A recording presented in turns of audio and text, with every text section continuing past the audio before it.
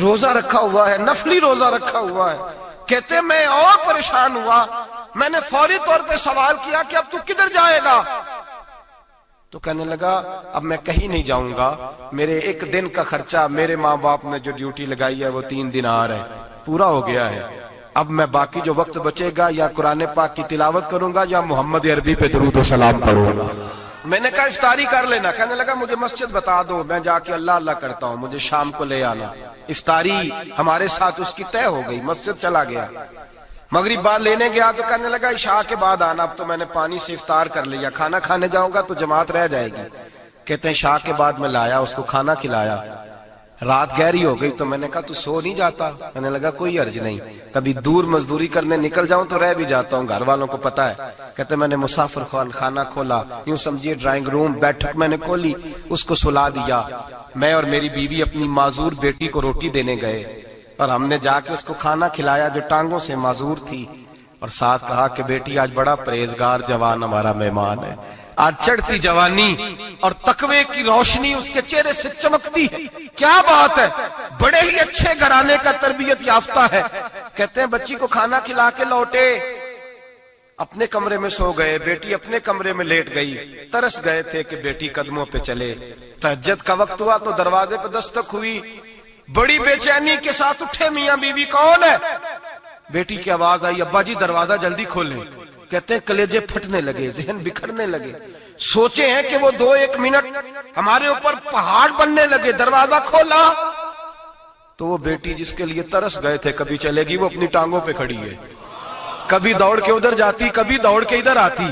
بیٹیاں پریشانی کا فون کر دے تو پھر بھی آنسو نکل آتے ہیں، اور بیٹی کے گھر میں خوشی آ جائے تو پھر بھی ماں باپ رو کے ہی شکر ادا کرتے ہیں. ان کے لیے روتے ہی رہتے ہیں. کہتے میں تڑپ گیا. بیوی بھی رونے لگی، بیٹے یہ کیا ہوا؟ ہم تو مایوس ہونے لگے تھے معاذ اللہ کہ اب تو ٹھیک نہیں ہوگی، کیا ہوا؟ کہنے لگے ابا جی اماں جی آپ نے بتایا نا نیک جوان آیا ہے، نیک آیا ہے. تو میں آپ چلے گئے تو میرے دل میں خیال آیا اے اللہ اگر وہ واقعی نیک ہے تو اس کے صدقے مجھے شفا ہی عطا فرما دے. یا ایھا الذین آمنوا اتقوا اللہ وابتغوا الیہ الوسیلہ، اے اللہ صحت ہی دے دے. کہتے ابھی میری دعا بھی پوری نہیں ہوئی کہ میرا وجود حرکت کرنے لگا، اور یہ دیکھو میں اٹھ کے کھڑا ہو گئی ہوں. کہتے ہیں ہم لوگوں نے یہ دیکھا تو بھاگے اس کے کمرے کی جانب. جب دروازے پہ ہاتھ رکھا تو دروازہ کھل گیا. آگے گئے تو پلنگ خالی تھا، ایک رکا چھوڑ گیا ہے. کہنے لگا مجھے پتا ہے میری حقیقت کھل گئی ہے، میں تو اللہ کا بندہ ہوں. اگر تمہیں مجھ سے ذرا بھی پیار ہو گیا ہے تو پھر میرے پیچھے نہ بھاگنا، اللہ کی بارگاہ میں جھک جانا، پھر گناہوں سے توبہ کر لینا. کہا وہ تربیت یافتہ جوان آیا ہے اور مجھے بدل گیا ہے. میرے بھائی ماں باپ کی ذمہ داری اولاد کو نکھارنا ہے، ان کو سنوارنا ہے. روزی روٹی کی ذمہ تو اللہ تبارک و تعالیٰ نے لیا ہوا ہے. جو ڈیوٹی اللہ کی تھی وہ معاذ اللہ ہم نے اپنے ذمہ لے لی ہے. اولاد کو رزق حلال کی تربیت کریں، انہیں حکم دیں کہ وہ ہاتھ نہ پھیلائیں، انہیں کہیں کہ وہ محنت کر کے کھائیں، لیکن اصل تو ان کا اخلاق سنوارنا ہے. بچے ہمارے ان کی پوزیشن اتنی خراب ہو جاتی ہے، ہم لاڈ پیار میں اتنا ضدی کر لیتے ہیں. جب جس بچے کا ماں باپ کے ساتھ گزارا نہیں، بتلائیے وہ بیوی کے ساتھ گزارا کرے گا؟ جس کا ماں باپ کے ساتھ وقت نہیں گزرتا وہ بہن بھائیوں کے ساتھ گزارے گا؟ جس کا ماں باپ کے ساتھ وقت نہیں گزرتا وہ کولیگز کے ساتھ وقت گزارے گا؟ کس طرح وہ اپنے آپ کو، میرے نبی کریم سید عالم صلی اللہ علیہ وسلم نے ڈیوٹی لگائی کہ ماں باپ اپنے بچے کی تربیت کریں، انہیں اللہ سے جوڑیں. تکلیف میں وقت گزارا جناب اسماعیل نے. ایک روایت ایسی بھی ملتی ہے کہ 13 سال حضرت ابراہیم پلٹ کے گئے نہیں بیٹے کا پتہ لینے، لیکن جب بھی بیٹے نے ماں سے باپ کے بارے میں پوچھا کہ میرے والد کیوں نہیں آتے تو ماں نے ایک ہی لفظ کہا، بیٹے جناب ابراہیم اللہ کے نبی ہے اور اللہ کے حکم سے ہمیں چھوڑ گئے ہیں. ایسی تربیت، ایسی ٹریننگ، بچے کے ذہن کو بدل ڈالا، اسے اللہ والا بنا لیا. اور ہمارے مفسرین نے بحث کی ہے کہ جناب اسماعیل جو اللہ کی راہ میں قربان ہونے کو تیار ہو گئے، ان کے سینے میں جو رب کریم کا اتنا پیار موجزن ہوا کہ وہ گردن کٹانے پہ تیار ہو گئے. تو فرماتے ہیں یہ تربیت جناب ہاجرہ کی تھی، یہ ٹریننگ حضرت وہ فیضان نظر تھا، یہاں کے مکتب کی کرامت تھی. سکھائے کس نے اسماعیل کو آداب فرزندی؟ میرے بھائی یہ جناب ہاجرہ نے تربیت دی. ایک بہت بڑے محدث ہیں، اتنے بڑے محدث ہیں کہ میرے نبی کریم کی مسجد نبوی میں وہ حدیث کے استاد رہے. حضرت ربیعہ بن عبد الرحمن نبی پاک کی مسجد نبوی میں حدیث کے استاد ہوئے، اور حضرت حسن بصری جو جناب علی کے شاگرد ہیں وہ بھی حضرت ربیہ کے شاگرد ہوئے. حضرت امام مالک جو 70 سال تک مدینہ اور مکہ میں حدیث پڑھاتے رہے وہ بھی حضرت ربیہ کے شاگرد ہیں. ان کے والد کا نام تھا عبد الرحمن فروغ. تاریخ بغداد میں لکھا ہے کہ بنو امیہ کے دور میں تابعین کے زمانے میں جناب عبد الرحمن بن فروغ گھر سے چلے گئے. ایک روایت ہے بچہ چھوٹا تھا, ایک روایت ہے بچہ ابھی ماں کے پیٹ میں تھا, جہاد کرنے چلے گئے. اس دور میں یہ جہاد ہوتا تھا کہ ایک علاقہ فتح کیا تو مسلمان اگلے علاقے میں چلے گئے, اگلا فتح کیا تو اگلے علاقے, ایک کے بعد دوسرے لوگ پلٹ کے نہیں آتے تھے.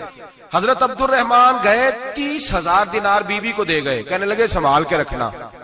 اور جہاد کرنے نکلے تو 27 سال تک گھر ہی نہیں آئے, اور 27 سال کے بعد آئے تو حضرت ربیہ محدث بن چکے ہیں, مسجد نبی میں حدیث کے استاد ہیں, بیٹا بہت بڑا شیخ بن گیا. واپس آئے, ہاتھ میں نیزہ ہے, کالی داڑھی تھی ساری سفید ہو گئی, وجود بڑا تگڑا تھا, کمزوری آ گئی. آئے, نیزہ پکڑا ہوا ہے, گھوڑے پہ بیٹھے ہیں, مدینہ منورہ میں گھر ہے, دروازے پہ دستک دی. حضرت ربیہ نے دروازہ کھولا, اندر داخل ہونے لگے تو کہنے لگے بابا تو کدھر گھستا آ رہا ہے؟ کدھر؟ اس نے کہا تو پیچھے ہٹ, تو میرے مکان پہ کب سے قبضہ کر کے بیٹھا ہے. بات تیز ہونے لگی, آواز تھوڑی بزرگوں کی بلند ہونے لگی تو اندر سے زوجہ نے سن لیا. وہ دروازے کی اوٹ سے دیکھنے لگی تو پہچان گئی, کہنے لگی ربیہ پیچھے ہٹ جا, یہ کوئی غیر نہیں ہے, تیرے والد گرامی ہے, یہ تیرے والد ہیں. اندر آئے, باپ بیٹا ملے, عصر کی نماز کا وقت ہو گیا, بڑا روئے. 27 سال کے بعد باپ لوٹا, 27 سال کے بعد بڑے روئے. نماز کا وقت ہوا تو حضرت ربیہ جلدی سے وضو کیا, مسجد نبوی شریف چلے گئے. جناب عبد الرحمن فروغ نے بھی کھانا وانا کھانا تھا, کھانا کھانے بیٹھے تو حکم دیکھے شوہر کیا کرتا ہے. یہ نہیں پوچھا کہ 27 سال حال کیا رہا, پوچھنے لگے میں تجھے 30,000 دینار دے گیا تھا, وہ کدھر ہے؟ تو زوجہ کہنے لگی کھانا کھا لو, عصر کی نماز پڑھ کے آؤ, پھر بتاتی ہوں پیسے کہاں ہیں, آپ کی رقم بڑی اچھی جگہ پہ محفوظ ہے. کہتے ہیں میں نماز پڑھنے مسجد گیا, عصر کی نماز کے بعد میرے نبی پاک کے منبر پر ایک نوجوان بیٹھا ہے. گھر میں تو ان کا انداز ٹوپی پہننے کا تھا نا, سادے عام لباس میں, مسجد نبی میں جبہ پہنا ہے, سر پہ امامہ ہے, خوبصورت لب و لہجے میں رسول اللہ کے منبر پر بیٹھ کر, نبی پاک کے منبر پر بیٹھ کر. پتہ نہیں آپ کو اس بات کی لذت نصیب ہو رہی ہے کہ نہیں, عام جگہ نہیں, نبی پاک کے حضور کے منبر پر بیٹھ کر نبی پاک کی حدیثیں سنا رہے ہیں. اتنا بڑا مقدر. کہتے حضرت امام مالک جیسے لوگ, خواجہ حسن بصری جیسے لوگ کاغذ قلم لے کے حدیثوں کی سماعت کر رہے ہیں, ان سے درس لے رہے ہیں. جناب عبد الرحمن کہتے ہیں میری نظر اٹھی, کچھ بوڑھا ہو گیا تھا, کچھ اس وقت وہ ٹوپی میں سادے لباس میں تھے, پہچان نہ پایا. ایک شخص سے پوچھا یار ہے تو جوان پر اس کے چہرے کی نورانیت میرے دل کو بھا گئی ہے تو جوان پر اس کا حدیثیں بیان کرنے کا انداز میری طبیعت کو گھائل کر گیا. یہ کون ہے جو نبی پاک کی مسجد میں بیٹھ کے حدیثیں بیان کر رہا ہے؟ تو کہتے امام مالک کہنے لگے بابا جی چپ کر جاؤ, ہمارے استاد کے بارے میں اونچے لب و لہجے میں بات نہ کرنا, دیکھتے نہیں کتنے کتنے لوگ بیٹھے ہوئے خاموشی سے. تو میں نے کہا مجھے بھی تو بتا دو نا ہے کون. تو کہنے لگے کوئی عبد الرحمن فروغ نام کے بزرگ ہیں, یہ ان کے بیٹے ہیں, ربیہ نام ہے. کہتے ہیں جب لفظ کہے تو میرے آنسو چھلک کے باہر آئے اور میں حضور کی مسجد میں گر گیا اور رونے لگا کہ یہاں اور میرے رسول پاک سید عالم صلی اللہ علیہ وسلم کے منبر پر اور میرا بیٹا. کہتے میں تڑپ کے گھر گیا اور گھر جا کے میں نے اپنی بیوی کو جب دیکھا تو میرے آنسو نکل گئے. میری بیوی سمجھ گئی کہ یہ میرے محدث بیٹے کو دیکھ آیا ہے. کہتے ہیں بیوی رو کے کہنے لگی میں نے آپ کے 30,000 دینار آپ کے بیٹے کو مصطفیٰ کریم کی حدیث کا استاد بنانے میں خرچ کر دی. میں نے وہ 30,000 دینار خرچ کر دی ہیں, 30,000 دینار آپ کا بیٹا میں نے. تو کہتے ہیں میں اپنی بیوی کی طرف دیکھنے لگا, میں نے کہا قربان جاؤں, میں اگر اللہ کے دین کے رستے میں تھا تو نے میرے ساتھ نیکی کی ہے, میرا بیٹا بھی دین کے رستے پہ لگا دیا. میرے بھائی اللہ سے جوڑا, اللہ سے جوڑا. ان لوگوں نے اپنی اولادوں کو رب کریم والا بنایا, ان لوگوں نے اپنی اولادوں کو. اور پھر جب ارشاد فرمایا کہ چھوٹی چھوٹی برائی, ایک لقمہ حرام سے بھی وہ لوگ بچے. اور پھر جو آیت نمبر 18 نے کہا کہ وَلَا تُصَغِّرْ خَدَّكَ لِلنَّاسِ, بیٹے منہ پھیر پھیر کے نہ جا, پھیر پھیر کے نہ جا. اگر آپ ناراض نہ ہو تو ہم تربیت دیتے ہیں, کہتے ہیں اس بچے کے ساتھ نہ پھرا کر, یہ غریب ہے, اس کے ساتھ نہ پھرا کر. وَلَا تَمْشِ فِي الْأَرْضِ مَرَحًا, حضرت لقمان بیٹے سے کہتے ہیں منہ پھیر پھیر کے لوگوں سے بات نہ کر اور اکڑ اکڑ کے نہ چل. إِنَّ اللَّهَ لَا يُحِبُّ كُلَّ مُخْتَالٍ فَخُورٍ, اللہ کو وہ پسند ہی نہیں جو اکڑ اکڑ کے چلے اور اترائے. ابھی بھی رواج ہے کہتے ہیں دوستی لگانا تو اپنے برابر کے دوستوں سے، ایسے نہ وہ ہمارا سٹیٹس ہی نہیں، ابھی بھی وہ فرق جو تو سید بھی ہو، مرزا بھی ہو، افغان بھی ہو، تم سبھی کچھ ہو، بتاؤ کہ مسلمان بھی ہو۔ عاجزی کا درس دیا اپنی اولاد کو، عاجزی کا، ان کو ادب سکھایا، ان کو انکساری سکھائی، لوگوں کے اندر مل بیٹھنے کا درس دیا۔ جو آدمی انکساری والا ہوتا ہے، عاجزی والا ہوتا ہے، یوں سمجھو اسے شہد لگا ہوا ہے، دنیا خود اس کے پیچھے بھاگ بھاگ کے آتی ہے۔ جو سب کے ساتھ اس نے سلوک کرنے کا عادی ہوتا ہے، لوگ اس کے گرویدہ ہو جاتے ہیں۔ لیکن جس آدمی کو آپ اکڑنا سکھا دیں، جس بچے کو آپ کہیں بس تو ہے اور کوئی بھی نہیں، اس کی اپنی زندگی بھی اس کے لیے پریشانی والی ہو جاتی ہے۔ میرے نبی رحمت سید عالم صلی اللہ تعالی علیہ وآلہ وسلم نے ارشاد فرمایا، کسی باپ نے اپنے بیٹے کو جو سب سے اچھا تحفہ دیا ہے وہ یہ ہے کہ اس نے اپنے بچے کو اچھا ادب سکھا دیا ہے، اپنے بچے کو اچھا۔ حضرت لقمان کہتے ہیں بیٹے منہ پھیر پھیر کے باتیں نہ کرنا، زمین پہ اکڑ اکڑ کے نہ چلنا، اللہ کو اکڑنے والے لوگ پسند۔ ہارون رشید نے امام نسائی کی ڈیوٹی لگائی کہ میرے بیٹے کو حدیث پڑھائے گارا آ کے، تو امام نسائی کہنے لگے یہ نبی پاک کا دین ہے، یہ میں اس کو رسوا نہیں کر سکتا، جس نے پڑھنا ہے میرے پاس آ کے پڑھے، اور جہاں سب بچے بیٹھتے ہیں وہیں پڑھے۔ ہارون رشید کہنے لگا حضور آپ کیا سمجھتے ہیں، میں نے بھی تو آپ کو آزمانے کے لیے یہ جملہ کہا تھا، یہ وہیں آ کے پڑھے گا جہاں سارے غریبوں کے بچے پڑھتے ہیں۔ اب تو روز استاد کٹہرے میں کھڑا ہوتا ہے، اسکول کے استاد کا تو مجھے نہیں پتا، پہلے مدرسے کا استاد تو روز بیچارہ ہاتھ باندھ کے چودھری صاحب نے کہا میرے منڈے نو مارے تو 8,000 کا مولوی ہے، اور میرا بیٹا تو 8,000 کے روز گول گپے کھا جاتا ہے، میرے بیٹے کو تو نے مارا ہے، تجھے اپنی حیثیت کا پتہ ہے؟ روز استاد کٹہرے میں کھڑا ہوتا ہے۔ بچے فری میں مفت میں حافظ جی مفت میں حفظ کراتے ہیں، خدا جانے محترم کتنی مشکل سے ادارہ چلاتا ہے، اور بچے کے ماں باپ آ کہتے ہیں بلاؤ مولوی صاحب کو، اس کی طاقت کیسے ہوئی میرے بچے کو مارا ہے؟ وہ مولوی وہ جو کل دانے لینے آیا تھا وہ آج میرے بچے کو مارے گا؟ یہ رویہ ہے ہمارا۔ ہارون رشید بادشاہ نے اپنے بیٹے کو امام نسائی کے پاس پڑھنے بٹھایا۔ ایک دن حضرت کہاں لوگ کہتے بس بس بیٹا ٹھیک ہے، سیدھا سیدھا تو دین سیکھ کے آیا، ایسے کسی درویش کا مرید ہونا اور کسی عالم کی نوکری کرنا، اب تو بالکل ٹھیک ہے، پیر اساں بھی رکھے نے، یہ کیا تیرا طریقہ ہے، تو تو پیچھے لگ گیا ہے، یہ کس طرح کا تیرا رویہ ہے؟ ہارون رشید بادشاہ، ہارون رشید وقت کا مطلق العنان بادشاہ، امام نسائی ان کے بیٹے کے استاد ہیں، امام نسائی رحمت اللہ علیہ کے پاس بیٹا پڑھتا ہے، ہارون رشید گزر رہا تھا تو بیٹا وضو کرا رہا ہے، شہزادہ وضو کرا رہا ہے استاد جی کو، اور پیر دھلا رہا ہے۔ ہارون رشید گھوڑے سے گزرا تو اس نے دیکھا خانقاہ کے باہر، مدرسے کے باہر استاد جی وضو کر رہے ہیں اور بیٹا وضو کرا رہا ہے، سراہی پکڑی ہے، لوٹا پکڑا ہے، استاد جی پیر دھو رہے ہیں۔ ہارون رشید غصے سے اترا، ساتھ بہت سارے سپاہی تھے، انہوں نے کہا کہ یہ مولوی کو مارے گا، مولوی کو مارے گا کہ تو کس طرح میرے بیٹے سے یہ کام کاج کرا رہا ہے۔ کہتے نیچے اترے اور ہارون رشید نے جا کے نا زور سے ایک تھپڑ اپنے بیٹے کے چہرے پہ مارا۔ بیٹا کہنے لگا ابا جی میری غلطی کیا ہے؟ فرمانے لگے تجھے پتہ ہی نہیں تو کس شخص کے پاس پڑھتا ہے، تو پانی ڈال رہا ہے، تیرے استاد کو اپنے ہاتھوں سے اپنے پیر دھونے پڑ رہے ہیں، بیوقوف، ایک ہاتھ سے پانی ڈال اور دوسرے ہاتھ سے استاد کے پیر دھو، تجھے پتہ ہی نہیں کہ یہ شخص جب نبی پاک کی حدیثیں بیان کرتا ہے تو کئیوں کو مصطفیٰ کا دیدار نصیب ہو جاتا ہے۔ یہ پتہ نہیں تو کس محدث کا شاگرد ہے، ایک ہاتھ سے پیر پہ پانی ڈال دوسرے ہاتھ سے دھو، اس لیے کہ بان علموں جو کرے فقیری وہ کافر مرے دیوانہ ہو۔ اگر تو نے دنیا میں کامیاب ہونا ہے تو اس سے فیض علم حاصل کر، بیٹے یاد رکھ، اگر تو اس کی بارگاہ میں حاضری دے گا تو تو آگے بڑھے گا۔ حضرت عمر بن عبدالعزیز کتنا بڑا شخص ہے، ثانی عمر کہا گیا، ثانی عمر کہا گیا ان کو۔ حضرت عمر بن عبدالعزیز رحمت اللہ علیہ، حضرت صالح بن کسان ایک محدث تھے مدینے کے، ان کے شاگرد تھے۔ بچوں کو ہم آج ہی کہاں بچے ادب کرتے ہیں ساتھ جا، کہاں ادب کرتے؟ ایک اسٹوڈنٹ مجھے کہنے لگا جی ہم ادب کرتے تھے جب تک استاد ٹیوشن نہیں لیتے تھے، اب استاد بھی تو ٹیوشن لے کے پڑھاتے ہیں۔ اور میں نے کہا خدا کے بندے کیا دے سکتا ہے تو استاد کو؟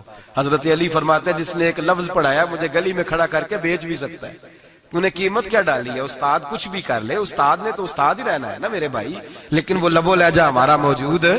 مجھے ایک دفعہ میرے کالج کے لوگوں نے بلایا، کہنے لگے آپ یہاں بھی پڑھے ہوئے ہیں اور مدارس میں بھی تو ذرا فرق بیان کریں، کالج کا اور مدرسے کا کچھ بیان کریں۔ میرے ٹیچرز بھی تھے بہت سارے، تو میں نے کہا معذرت کے ساتھ یہاں تو بڑا مشکل ہو جائے گا بات کرنا، لیکن ایک جملہ میں نے مدرسے اور کالج میں ایک فرق محسوس کیا ہے۔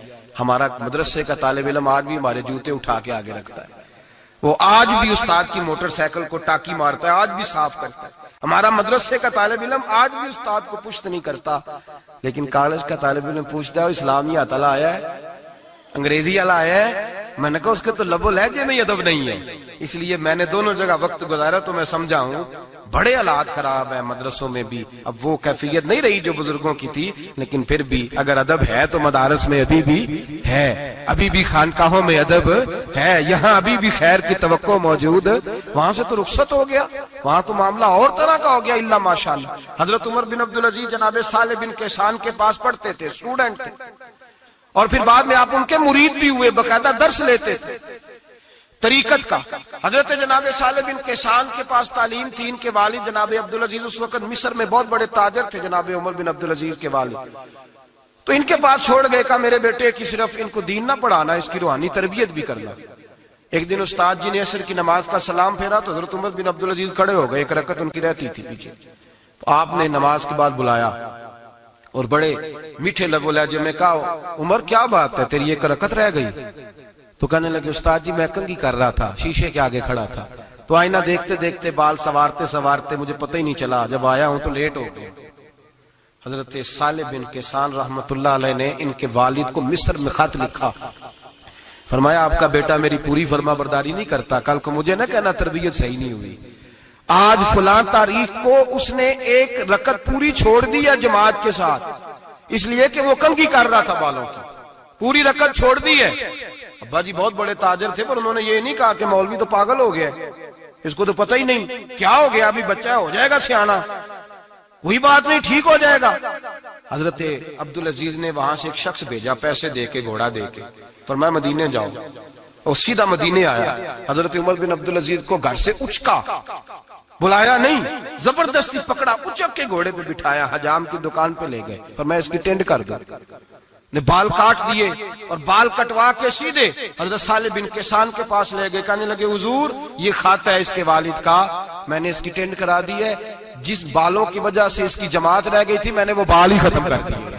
تو اس کے والد کہتے ہیں آپ ذرا ذرا سے بھی بات، ایک ذرہ برابر بھی بچے کے اندر ہم کوتاہی برداشت، ہم اسے سنوارنا چاہتے ہیں، معاشرے کو دینا چاہتے ہیں، ہم ایک خوبصورت انسان بنانا چاہتے ہیں۔ تو حضرت لقمان کہنے لگے بیٹے تو چہرہ رخسار بدل بدل کے لوگوں سے بات نہ کر، اکڑ کے نہ چل، اس لیے کہ اللہ کو اکڑنے والے پسند، تو کیا کر وقصد فی مشیک وغضض من صوتک، درمیانی چال چل، آواز کو پست رکھ۔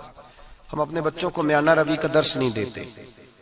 اگر کسی کے پاس بہت زیادہ پیسے ہیں تو وہ بس کہتا ہے میرا بیٹا، میں نے سارے لاڈ دیکھے ہیں، میں نے ہر خواہش پوری کی ہے، یہ تو کوئی عقل مندی کی بات نہیں۔ ضرور خواہشات پوری کریں، اگر ہیں تو کنجوسی کرنے سے منع کیا ہے نبی پاک صلی اللہ علیہ وسلم، لیکن بچے کو معتدل رکھیں، اسے دھوپ اور چھاؤں دونوں کا پتہ ہونا چاہیے۔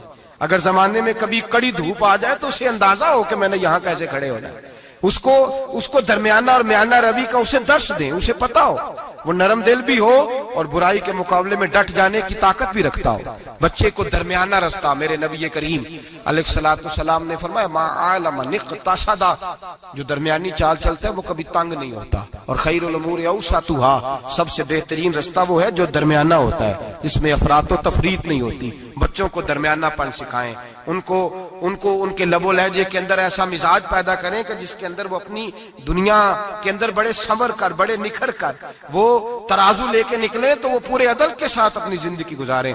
اور فرمایا وغضض من صوتک، آواز کو پست رکھ، چلا چلا کے نہ کبھی بچوں سے بات کریں اور نہ کبھی بچوں کی بات سنیں۔